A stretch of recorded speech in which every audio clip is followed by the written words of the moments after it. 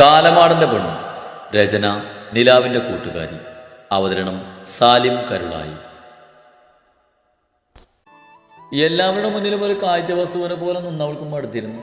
ഒരുവിധം എല്ലാവരും ഒന്ന് പോയതും സ്ത്രീ ആശ്വാസത്തോടെ സെറ്റിയിലേക്ക് ചാഞ്ഞിരുന്ന് കണ്ണുകളടച്ചു.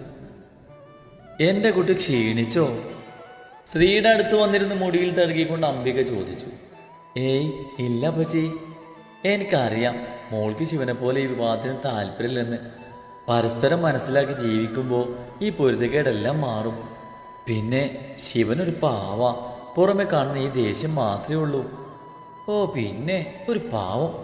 ആവൂ എൻ്റെ കൈ എന്ത് പിടിയാ കാലം പിടിച്ച് ഇപ്പോഴും നേറിയിട്ട് വയ്യ. ഇതൊന്നും ആരും കാണുന്നില്ല. എന്നിട്ട് അങ്ങനെ പാവം. അല്ലേലും കാക്കയ്ക്ക് തൻ കുഞ്ഞ് പൊൻകുഞ്ഞാണെന്നാണല്ലോ. പാവം എൻ്റെ കൈ. ശ്രീ മനസ്സിൽ പെറുപെടുത്തുകൊണ്ട് അംബികയെ നോക്കി ചിരിച്ചു.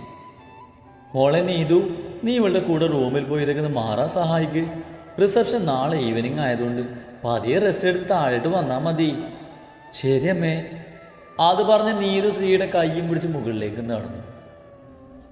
അയ്യോ എനിക്ക് വയ്യ ഈ താമരശ്ശേരി ചുരം കയറാൻ. ഇത് കയറി എത്തുമ്പോഴേക്ക് ഈ ശരീരത്തിൽ ഇപ്പോൾ അവശേഷിക്കുന്ന ജീവൻ കൂടി മേപ്പോട്ട് പോകും.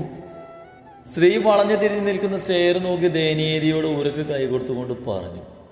എന്താ മോളെ ഇപ്പൊ തന്നെ മടുത്തോ? ശ്രീ പറഞ്ഞത് കേട്ട് നീതി ചിരിയോടെ ചോദിച്ചു. മടുത്തോന്നോ? ഈ കല്യാണ പടങ്ങളൊക്കെ സമ്മതിക്കണം. എനിക്കിപ്പോ എങ്ങോട്ടേലും ഇറങ്ങി ഓടാനാ തോന്നുന്നത്. എൻ്റെ പൊന്നു കുഞ്ഞെ, ഇനിയും നീ അതുപോലുള്ള അബദ്ധമൊന്നും കാണിക്കല്ലേ. അതിന് പറഞ്ഞൊന്ന് ചിരിച്ചു. വാ നടക്ക്, റൂമിലേക്ക് പോയി ഒന്ന് ഫ്രഷായ ഈ ക്ഷീണൊക്കെ മാറിക്കോളും. വേണ്ട, എൻ്റെ ചുന്ദരി നീതി ചേച്ചിയല്ലേ, എനിക്ക് താഴത്തെ റൂമിൽ ഏതെങ്കിലും മതി. ഈ സാരി കൊടുത്തത് കയറാൻ വയ്യാത്തോണ്ടാ. എന്നാ ഞാൻ ശിവനെ വിളിക്കാം. അയ്യോ വേണ്ട. നീതി ശിവന്റെ പേര് പറഞ്ഞതും ശ്രീ അതുവരെയുള്ള ക്ഷീണമെല്ലാം മറന്ന് പാടികൾ ഓടിക്കേറി. ചേച്ചി എനിക്ക് ഈ റൂം വേണ്ട. ഈ വീട്ടിൽ ഇഷ്ടംപോലെ റൂമുണ്ടല്ലോ, അത് ഏതെങ്കിലും തന്നാൽ മതി. ഞാൻ അത് യൂസ് ചെയ്തുകൊണ്ട് എനിക്ക് അങ്ങോട്ട് ഈ റൂം വേണ്ട. ശ്രീ ശിവന്റെ റൂമിലേക്ക് കയറാൻ പോകുന്ന നീതുവിൻ്റെ കൈ പിടിച്ച് ദയനീയതയോടെ പറഞ്ഞു. എൻ്റെ ശ്രീ, നിനക്ക് അത്രയ്ക്ക് പേടിയാണ് അവനെ? ശ്രീയെ നോക്കി ചിരിച്ചുകൊണ്ട് നീതു ചോദിച്ചു. പേടി അതുകൊണ്ടൊന്നും അല്ല, അങ്ങനെ എന്തെങ്കിലും പറഞ്ഞ് ചൊറിഞ്ഞുകൊണ്ട് വരും. എനിക്കത് ഇഷ്ടപ്പെടില്ല. പിന്നെ അങ്ങനെ റൂം യൂസ് ചെയ്യാൻ എനിക്ക് താല്പര്യമില്ല. അതുകൊണ്ട് എനിക്ക് വേറെ റൂം തരുമോ? എൻ്റെ ശ്രീ, കല്യാണം കഴിഞ്ഞാൽ ഭാര്യ ഭർത്താവിൻ്റെ റൂമാണ് യൂസ് ചെയ്യേണ്ടത്. അതറിയില്ല നിനക്ക്? അറിയാം, എന്നാലും ഒരെന്നാലുമില്ല. നീ ഇങ്ങോട്ട് വാ. അത് പറഞ്ഞ് നീതു മടിച്ചു നിൽക്കുന്ന ശ്രീയുടെ കയ്യിൽ പിടിച്ച് റൂമിൻ്റെ ഉള്ളിലേക്ക് കയറി. ആ വീട്ടിൽ പലതവണ വന്നിട്ടുണ്ടെങ്കിലും ശ്രീ ആദ്യമായിട്ടായിരുന്നു ആ റൂമിലേക്ക് കയറുന്നത്. അതുകൊണ്ട് തന്നെ അവളുടെ കണ്ണുകൾ ആ റൂമൊട്ടാകെ പാഞ്ഞു നടന്നു. ബാൽക്കണിയോട് കൂടിയ വിശാലമായ വലിയൊരു റൂമായിരുന്നു അവരുടേത്. റൂമിൻ്റെ സൈഡിൽ വലിയൊരു ബെഡ്റൂമും അറ്റാച്ച്ഡ് ബാത്റൂമും കുറേ ബുക്കുകളും ഫയലുകളും അടുക്കി വെച്ച കുഞ്ഞു സെൽഫും വലിയ വാർഡ്രോബും റൂമിൻ്റെ ഒരു മൂലയിൽ സെറ്റ് ചെയ്ത് വെച്ചിരിക്കുന്ന സെറ്റിയും എല്ലാം അടുക്കും ചെട്ടിയോട് യഥാസ്ഥാനത്ത് ഭംഗിയായി വെച്ചിട്ടുണ്ട്. ചേച്ചി, എൻ്റെ ഈ റൂമാകെ മൊത്തം ഇങ്ങനെ വെള്ളമയായിരിക്കുന്നത്? ബെഡ്ഷീറ്റ് മുതൽ തറയിൽ വിരിച്ചിട്ട് കാർപ്പറ്റ് വരെ വെള്ള നിറത്തിലിരിക്കുന്നത് കണ്ട് ശ്രീ സംശയത്തോടെ നീതുവിനോട് ചോദിച്ചു. ആ റൂമിൽ അധിക സാധനങ്ങൾക്കും വൈറ്റ് നിറായിരുന്നു. ആ, അത് ശിവന് വൈറ്റ് കളറിനോടാണ് കൂടുതൽ താല്പര്യം. അതങ്ങനെ വെള്ളമയം. ശ്രീയുടെ തലയിലെ പൂ ഊരി മാറ്റി കളഞ്ഞുകൊണ്ട് നീതു പറഞ്ഞു. ഹാവൂ, ഇപ്പോൾ ഒരു ആശ്വാസം. തലയിലെ പൂവും കഴുത്തിലെ ആഭരണങ്ങളൊക്കെ ഊരി മാറ്റിയതും ശ്രീ ബെഡിലേക്ക് ഇരുന്നു കൊണ്ട് പറഞ്ഞു. ഇന്ന വേഗം പോയി ഫ്രഷ് ആയിക്കോ, ഈ ക്ഷീണമൊക്കെ മാറിക്കോളും. ഞാൻ താഴേക്ക് ചെല്ലട്ടെ. മിതുമോൾ ഏട്ടൻ്റെ അടുത്താ, അവൾക്ക് എന്തെങ്കിലും കൊടുത്തിട്ട് വരാം. വാർഡ്രോബിൽ നിന്നും ഒരു കൂട്ടം ഡ്രസ്സ് എടുത്ത് ശ്രീയുടെ കയ്യിൽ വെച്ച് കൊടുത്തുകൊണ്ട് അതും പറഞ്ഞ് നീതു താഴേക്ക് പോയതും ശ്രീ വേഗം ഫ്രഷ് ആവാൻ കയറി. ബാത്റൂമിലെ കണ്ണാടിയിൽ തെളിഞ്ഞു കാണുന്ന തൻ്റെ രൂപത്തിലേക്ക് ശ്രീ ഒരു നിമിഷം നോക്കി നിന്നു. കഴുത്തിൽ കിടന്ന താലിയിലേക്കും വിയർപ്പിൽ കുതിർന്ന നെറ്റിയിൽ പരന്നു കിടക്കുന്ന സിന്ദൂരവും അവരെ ചുട്ടുപൊളിക്കുന്നത് പോലെ ശ്രീക്ക് തോന്നി. ശ്രീ പതിയെ കഴുത്തിൽ കിടന്ന താലി കയ്യിലെടുത്തു. കൈവെള്ളിയിൽ അവൻ്റെ പേര് കുത്തിയ താലിയിലേക്ക് നോക്കി നിൽക്കെ അവളുടെ ചുണ്ടിലൊരു പൂച്ചച്ചിരി വിടർന്നു.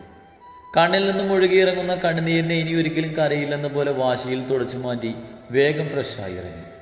ശ്രീ ഫ്രഷായി ഇറങ്ങുമ്പോഴാണ് ശിവൻ ആരോടോ ചിരിച്ചുകൊണ്ട് ഫോണും വിളിച്ച് റൂമിലേക്ക് വന്നത്. ഈശ്വര, ഇങ്ങനെ ചിരിക്കുവോ? ശ്രീ ആദ്യമായി അവനെ കാണും പോലെ ചിരിക്കുമ്പോൾ കുറുകുന്ന അവൻ്റെ കാപ്പി കണ്ണുകളിലേക്ക് നോക്കി നിന്നുപോയി. ബാത്റൂമിൻ്റെ മുന്നിൽ തന്നെ ഇമവെട്ടാതെ നോക്കി നിൽക്കുന്ന സ്ത്രീയെ കണ്ടതും അതുവരെ ആരോടോ ചിരിച്ച് സംസാരിച്ചിരുന്ന ശിവന്റെ മുഖം ദേഷ്യത്തിൽ വലിഞ്ഞു മുറുകി. ഡേയ്, നീ ആരോട് ചോദിച്ചിട്ടാടി എൻ്റെ റൂമിൽ കയറി? ഫോണ് കട്ട് ചെയ്ത് ബെഡിലേക്ക് എറിഞ്ഞ് ദേഷ്യത്തിൽ ശ്രീയുടെ അടുത്തേക്ക് പാഞ്ഞു വന്നുകൊണ്ട് ശിവൻ ചോദിച്ചു. എന്ത്? അതുവരെ സ്വപ്ന ലോകത്തായിരുന്ന ശ്രീ അവൻ്റെ അലസ കേട്ട് ഞെട്ടിക്കൊണ്ട് തൻ്റെ മുന്നിൽ ദേഷ്യത്തിൽ മുഷ്ടി ചുരുട്ടിപ്പിടിച്ച് നിൽക്കുന്ന ശിവനെ നോക്കി നിരക്കിക്കൊണ്ട് ചോദിച്ചു. നീ ആരോട് ചോദിച്ചിട്ടാടി എൻ്റെ റൂമിൽ കയറി? ഇപ്പം തന്നെ ഇറങ്ങി പോക്കോണം. പോകില്ലെങ്കിലോ? ഇതിപ്പോൾ തൻ്റെ മാത്രം റൂമല്ല, എൻ്റെയും കൂടിയാണ്. അതുകൊണ്ടേ ഞാൻ എൻ്റെ ഇഷ്ടം പോലെ ആരോടും ചോദിക്കാതെ കയറി വരും. തനിക്ക് ഇഷ്ടപ്പെട്ടില്ലെങ്കിൽ വേറെ റൂമിലേക്ക് പോക്കോ. ഡേയ്, നിന്നെ നാക്കിനെ നീളം വെച്ച് എന്നോട് സംസാരിക്കാൻ വരരുത്. ഇനിമേൽ ഈ റൂമിൽ കണ്ടുപോകരുത് നിന്നെ. ശ്രീയുടെ കൈക്ക് പിടിച്ച് പിന്നിലേക്ക് തിരിച്ചു പിടിച്ചുകൊണ്ട് ദേഷ്യം മാളിക്കത്തുന്ന കണ്ണുകളോട് പറഞ്ഞതും ശ്രീ പേടിച്ചെങ്കിലും വിട്ടുകൊടുക്കാൻ അവളും തയ്യാറായിരുന്നില്ല. ദോ വിടറ തെണ്ടി എൻ്റെ കൈ.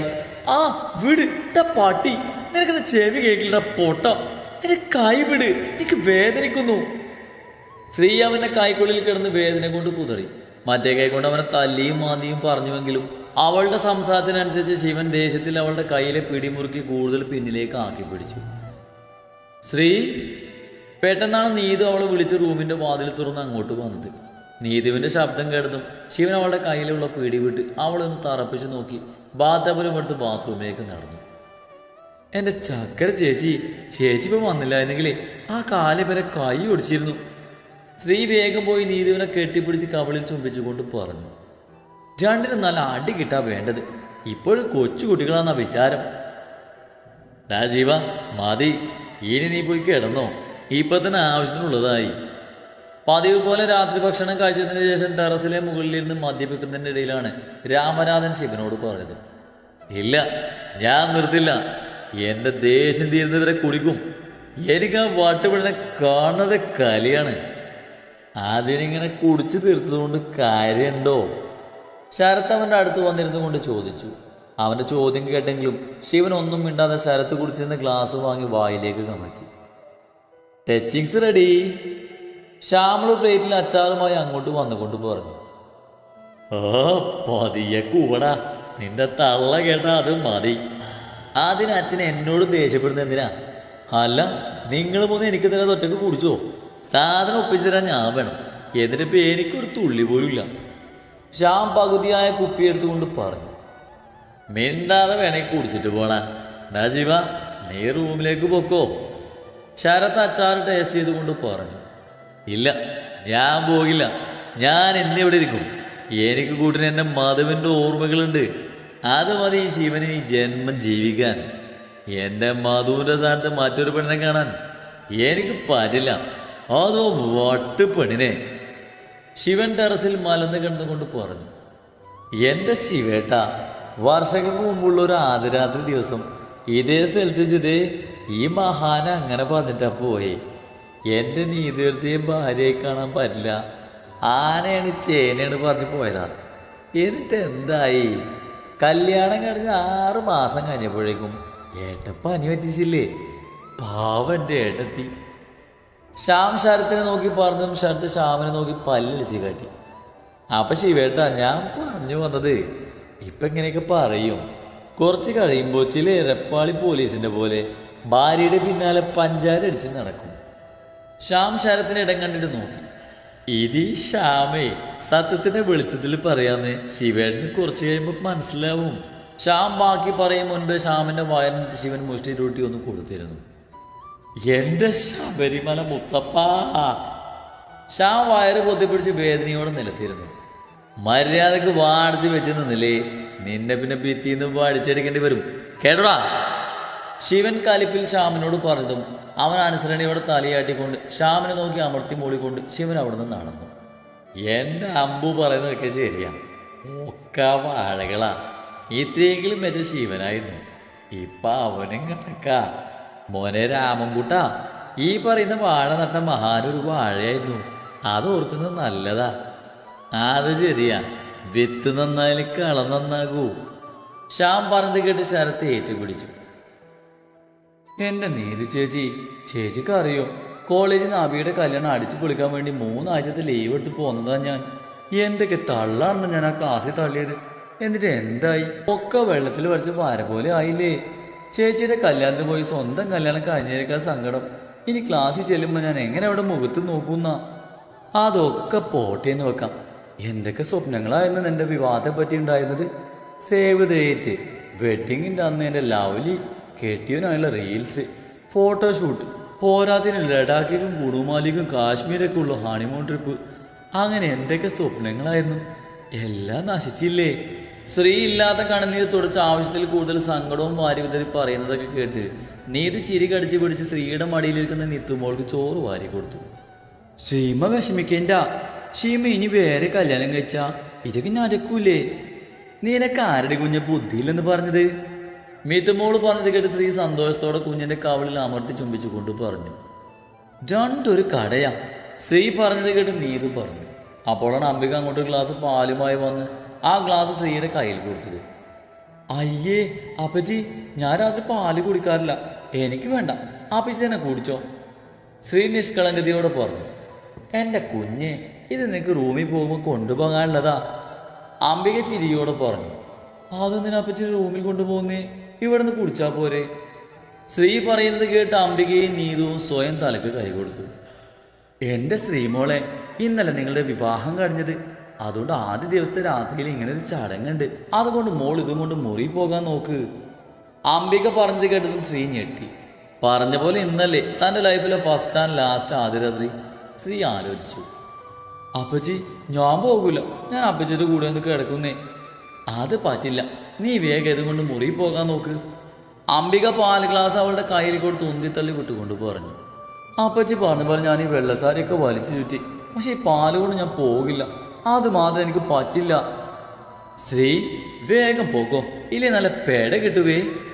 അംബിക കപടകരത്തിൽ പറഞ്ഞു. പോ, ഞാൻ വേണ്ടില്ല.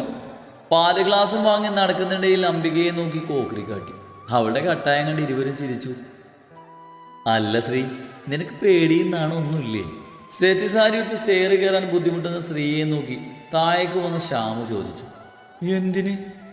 അല്ല, സാധാരണ ഫസ്റ്റ് നൈറ്റിന് എല്ലാവർക്കും അതുണ്ടാകും, പക്ഷെ നീ കൂളായി നടക്കുന്നു, അതുകൊണ്ട് നിനക്ക് അതില്ലെന്ന് ചോദിച്ചതാ. പിന്നെ നാണിക്കാനും പേടിക്കാനും വേറെ ആളെ നോക്ക്. ഞാൻ കൂളായി നടക്കാൻ കാരണം ഞാൻ കേട്ടത് ഇമ്രാൻ ഹാഷ്മിയെ ബാലങ്കേ നായരെ അല്ല. അപ്പം ഞാൻ പോട്ടെ ചേട്ടാ, ഗുഡ് നൈറ്റ്.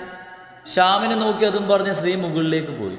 ശ്രീ പോകുന്നു നോക്കി ശ്യാമ് കാറ്റയച്ചു വിട്ട ബലൂണ് പോലെ നിന്നു. ശ്യാമിനോട് അങ്ങനെയൊക്കെ പറഞ്ഞെങ്കിലും ശ്രീക്കുള്ളിൽ ചെറിയൊരു പേടി തോന്നി. എൻ്റെ ഹൃദയമേ, നീ ഇങ്ങനെ കിടന്ന് DJ കളിച്ചാ ഞാനിപ്പോൾ തന്നെ അറ്റാക്ക് വന്ന് ചാകും. എൻ്റെ ദൈവേ, സാത്താൻ്റെ അടുത്തേക്കാ നീ കുഞ്ഞാണ്ണെ പറഞ്ഞു വിടുന്നത്. എന്നെ നീ തന്നെ കാത്തോളണേ. ഈ ഫസ്റ്റ് നൈറ്റ് ലാസ്റ്റ് നൈറ്റ് ആവരുത്.